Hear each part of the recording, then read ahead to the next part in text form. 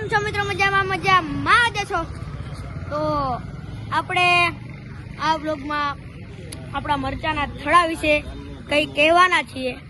તો આ છે આપણો મરચાનો થડો, તમે જોઈ શકો છો. તમને મરચા દેખાડી દઈએ, ચલો. આ છે મરચી છે, આવડે મરચી. આ તીખી મરચી આવે છે. અને આ છે મરચા, તીખા છે, બહુ તીખા જ. અને તમારે તીખા ન ખાતા હોય તો મોરા પણ મરચા રાખેલા છે, મરચા છે આવડા. અને તમારે મસાલા જોવો હોય તો ચલો, આ છે છાશ નો મસાલો. આ બધી હિંગ છે. આ ધાણા જીરું,